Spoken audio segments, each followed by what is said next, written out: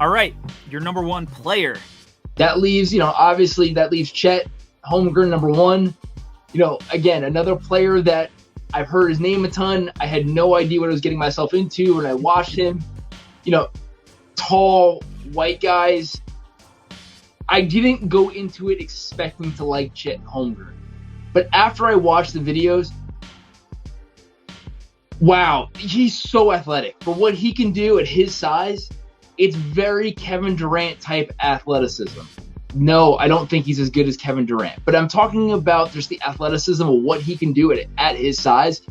He can do everything Porzingis can do, just more. He's so much more athletic than someone like KP that it's just he can put the ball on the ground. He can shoot.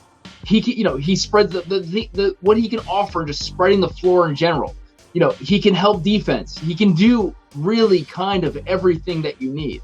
And what I kept reading or what I kept seeing about is, all right, well, what is he going to do against someone like Jokic? What is he going to do, against these humongous centers, these powerful?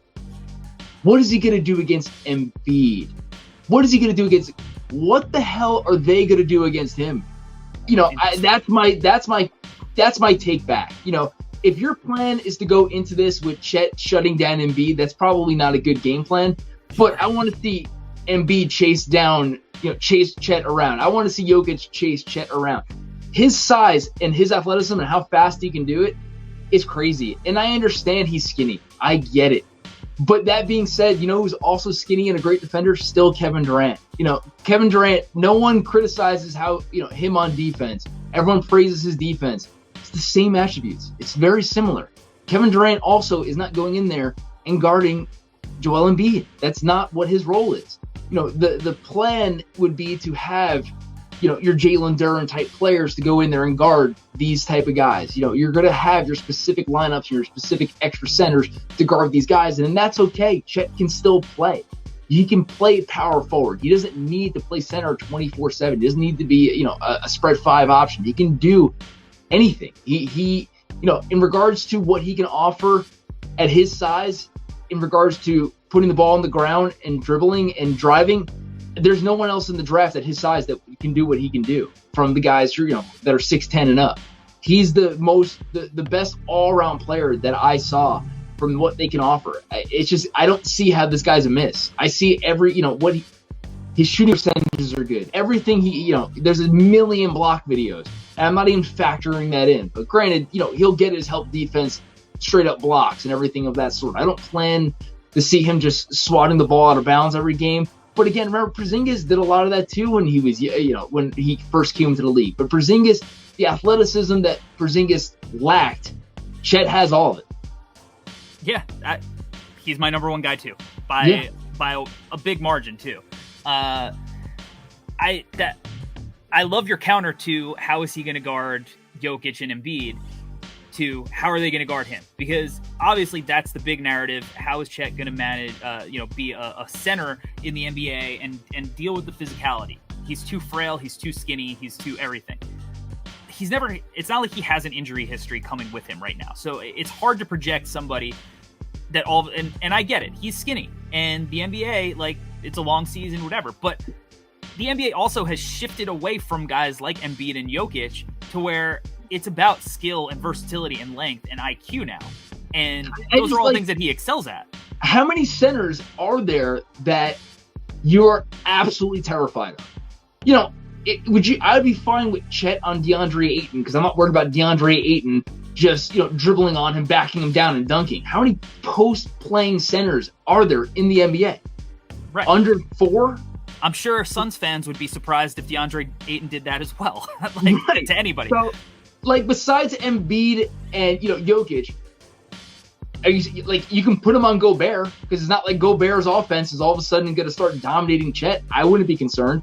If Gobert is backing down Chet and doing post moves after we hope he can catch the ball, we'll take that shot for whatever team, he actually winds up with. So, that being said, on the other side though, can you picture any version of Gobert chasing Chet around? It would be an absolute nightmare.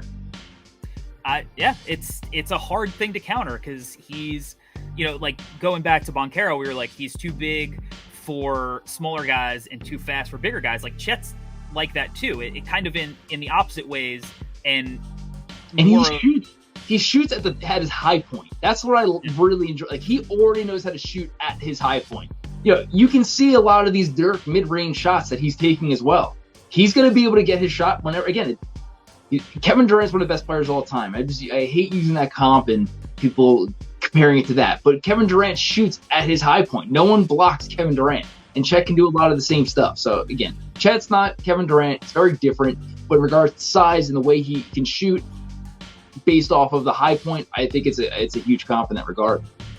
And one of the other, if you go and watch the Memphis game against Jalen Duren in the tournament, Memphis's game plan to start the game was, we're going to go to Jalen Duren on the block and give him opportunities to post Chet up and bully him. And what happened was he did that, and Chet sent his shot directly back to him the first couple of times. Because one of the things with Chet, he's skinny, but he's a bad motherfucker. Like, he's competitive. He thinks he is the best player in the draft. Those long arms are going to make up for your size. His length is insane. It's insane. And again, in regards to post moves and drawing fouls, there's no centers that can do that. It's Joel Embiid and Jokic. I can't think of another one off the top of my head where I'm worried about a center getting the ball in the paint and being terrified of what they can offer on a consistent basis. Right. And Jokic and Embiid play in different conferences, so you're only going to run into one during the playoffs potentially.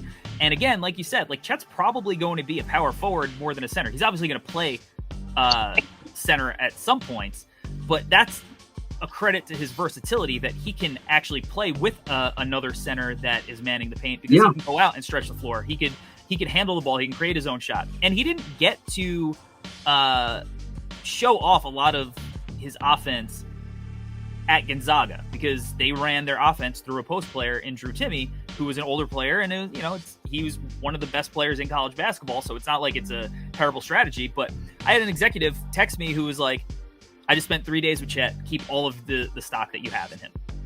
I just think that what he can do is just, he's going to be a matchup nightmare. He really is. Because again, like, let's say, again, I'm a Knicks fan. Let's say Mitch Robinson playing against him. That's a nightmare for the Knicks. Is Mitch going to go out to the 3-point line? And if he is, Chet's going to drive past him. Not only that, you don't want Mitch hanging out around there all game because you're taking him away from the hoop. And it's just a nightmare. Then what are you going to put Julius Randle on? It's just a nightmare in regards to what we can offer. And let's go the other way. He can play with a guy like Mitch Robinson. He can play with a guy like Julius Randle. He can fit on every team.